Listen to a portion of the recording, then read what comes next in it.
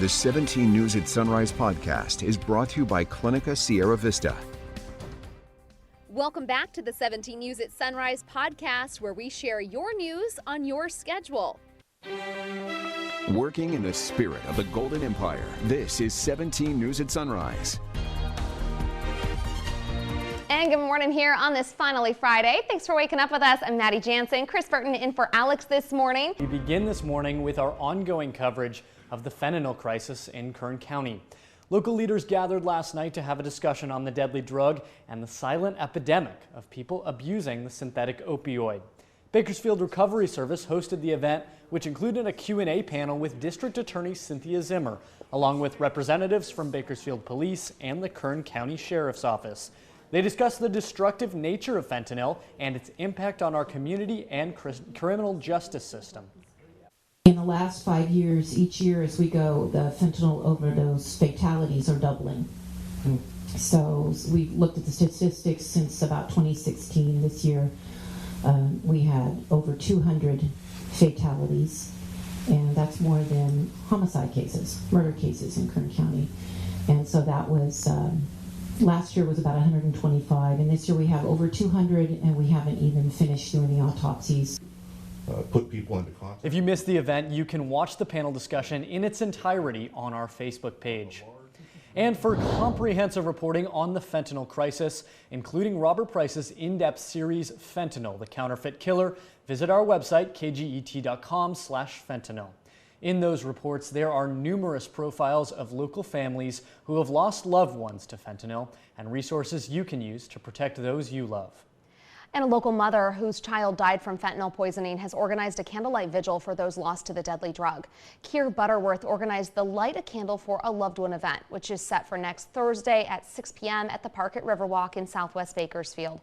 Butterworth lost her daughter to a fentanyl overdose. The public's invited to come down and light a candle in remembrance of all of those struggling with addiction and for those who succumbed to drugs and alcohol. Now to some developing news out of Oildale, where investigators are looking into a deadly motorcyclist crash. According to the California Highway Patrol, a motorcycle and a Ford Explorer crashed just before 7:30 last night at Sequoia Drive and Roberts Lane. Officials say the motorcyclist was killed. No other information about the crash has been made available as of this morning. In your 17 Crime Watch, Bakersfield residents tell 17 News that mailbox thieves continue to sweep through town, getting away with mail and other important packages. Breaking into mailboxes is a federal crime that saw a 600% jump from 2017 to 2020. It is punishable by up to 5 years in prison and a fine of upwards of $250,000. But that has not stopped some thieves from emptying entire mailboxes. One resident says it's happened to him at least 4 times. You see, it's very easy to open it. And what they do is they take all the mail, documents and medication. So when they break into these boxes, you don't know what they took of you. After mailboxes are broken into, all mail must be picked up at the local post office branch until that mailbox is fixed. Officials say you should contact or collect your daily mail every day to prevent losing anything valuable. The federal crime can be reported to the USPS hotline at 877-876-2455. Your time now is 5:06, and Bakersfield Police data is shedding light on a surge of smash and grab thefts against cars. And now first responders are asking for your help to fight back. 17's Moses Small reports. A Kern County resident tells 17 News thieves descended on her car at the marketplace in southwest Bakersfield earlier this month. She says she left her car for a few minutes to grab a Starbucks order. That's when 2 men reportedly smashed her passenger window, making off with valuables like her purse and a laptop. Bakersfield Police say professional thieves are on the prowl for vulnerable cars every day, many targeting upscale parts of town to nab high-price items. In an ideal world, you could leave, money sitting on your seat, and it would be safe. But the reality is that you can't do that. So please, please, please lock your vehicle and put anything that's extremely valuable. Take it with you or put it in the trunk outside of view. Police data shows Bakersfield residents reported more than 2,400 car burglaries last year. But some first responders believe that number could be misleading. Because it could be happening more and people just aren't reporting it. A lot of times on social media, Nextdoor, Facebook, you name it, we try to monitor, but that is not a reporting mechanism. We don't see everything that happens. So sometimes somebody needs to step up and actually call us and say, hey, do you know what's happening here? BPD says filing a police report could make the difference between recovering your items or losing them forever. The reporting allows us to identify that location and then deploy additional resources in an effort to, one, catch the offenders, and two, disrupt the activity that's happening there. Bakersfield Police say they received 61 reports of car burglaries so far this year. If you see a crime happening, you're encouraged to call them at 327-7111. Meantime, BPD is also asking the public to register their home surveillance equipment with the department. BPD stresses that the community camera registry program does not give them access to your camera footage, but it will let them get a greater sense of where available camera footage could be around town, which will help with criminal investigations. To register, you can go to bakersfieldpd.us. 17 News is your local election headquarters, and there are new developments from the campaign trail in Kern County. Shannon Grove told 17 News yesterday she will seek re-election to the state senate in the newly drawn 12th district. Grove has represented Bakersfield and Kern in the legislature since 2010, and first in the state assembly, then in the Senate. She also served as the Republican leader in the Senate. The state limits senators to 8 years in office, so if elected, it would be Grove's last term. She spoke with us about why it would be, what her highest priorities would be. I look forward to, again, protecting the oil industry. I look forward to working with Cynthia Zimmer, our Kern County District Attorney, to eliminate the Democrat policies that are soft on crime. I want to address the homelessness. The new 12th district includes a portion of Bakersfield and stretches all the way up to the Fresno area. So far, Grove is the only candidate in this race. The new Kern County Fire Department recruits showed off some of the skills they learned during their time at the academy last night at the Olive Drive Fire Training Facility in Northwest Bakersfield. Demonstrations included putting out a car fire and dealing with an auto wreck using tools like the jaws of life. Earlier in the day, Kern County Fire Chief Aaron Duncan called the fire service one of the greatest, most rewarding careers ever. I'm excited for our recruits. I'm excited for our community. We bring the top people of the Kern County Fire Department, and now they get to assist the public. Recruit Academy 212 received their first firefighter badges yesterday, marking the first firefighter recruit graduation ceremony of this year.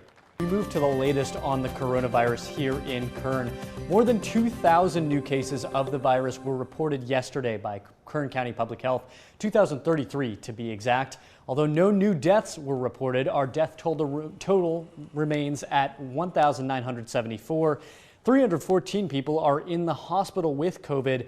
That number is up 9 from Wednesday, and 55 others are fighting for their lives in intensive care units. Dr. Anthony Fauci says the FDA could approve Pfizer's vaccine for kids under 5 years old in the next month. Fauci said younger children will probably need 3 doses. Pfizer's clinical trials showed that 2 shots did not give enough immune response in young kids. Pfizer said it did not identify any safety concerns with the 3 vaccine doses in children at ages 6 months to 4 years old. Omicron is unlike any COVID variant we've seen so far, but that's not fully a bad thing. There's some good news on the horizon. We just have to make it there. As Omicron spreads, health officials are calling for a shift in the way we look at COVID case data. Data is not helpful unless it gives us information, and information has to give us knowledge that will help us to act on it. The shift away from total case counts as a COVID metric and towards hospitalizations isn't just an adjustment in our interpretation of the numbers. It signals a turning point in the pandemic itself. As many scientists, epidemiologists start to discuss whether or not counting cases is relevant anymore, tells us that we are starting to shift the paradigm. We are at this sort of pivoting point that we have to deal with COVID as it is shifting towards becoming more of an endemic. Endemic diseases are those like the seasonal flu, constantly present in a population but rarely causing massive healthcare crises. Officials agree COVID is not going away, There should be some prevalence of COVID around us at all times for years to come. But Omicron is the closest variant we've seen yet to the high transmissibility and low severity of other endemic diseases. I would like to say COVID will look like the flu. Though officials are careful to remind us we're not out of the woods yet. If we really build immunity with this infection, it might be hopefully a good thing if it doesn't exhaust and kill many people. Doctors across Kern County continue to urge the importance of vaccination and masking as healthcare systems continue to be overwhelmed. Now, it's important to note most of this speculation is based on models out of South Africa, Great Britain, and other countries with high vaccination rates. Severity could be higher here in Kern, where about half the population remains unvaccinated. From our 17 follow-up file now, today marks 13 months since Orrin and Orson West were reported missing from their home in California City. The brothers were reported missing by their adoptive parents on December 21st of 2020. Since then, there's been a lack of answers surrounding the case, with no indication of the boys' whereabouts. The biological family continues to organize monthly community prayers as a way of keeping the boys' names in the limelight and preventing their case from going cold. 17's Christian Galeno took a deep dive into the investigation last month. You can find his full report on kget.com. Meantime, anyone with information on the boys' whereabouts is asked to call BPD at 327-7111, or you can call the secret witness line at 661-322-4040. In your 17 Crime Watch this morning, the Bakersfield Police Department had its hands full last week. According to statistics released yesterday, the BPD Communications Center received more than 14,500 calls from January 10th through 16th. Also during that time frame, 24 people were reported missing to BPD, 15 of which have now been found. Officers also responded to 24 ShotSpotter activations, 115 vehicle collisions, 72 domestic incidents, 29 assaults, and 35 residential and business burglary reports. BPD also made 177 arrests last week alone. The Bakersfield Police Department's inviting the public to join a virtual workshop detailing the agreement made by BPD and the State Department of Justice. Last August, the Justice Department announced BPD had resolved allegations related to unjust policing on communities of color, which triggered a probe into BPD's operations back in 2016. BPD signed a 5-year plan, overseen by a court and an independent monitor to keep an eye on officers and ensure the revision and review of practices, policies, and procedures. Next Thursday, you can join representatives from BPD and the independent monitor for a panel discussion about the agreement and how the monitoring process will work. It's happening at 6:30 p.m. We have a link to register on our website, kget.com. Just click the hot link icon. 5:38 is your time now. Happening today, healthcare workers are invited to join the Kern County District Attorney's Office for a virtual human trafficking awareness training. This virtual training will focus on human trafficking protocols in healthcare clinics, doctors' offices, hospitals, and urgent care facilities. It's happening from 3 to 4 p.m. and there is no charge to attend.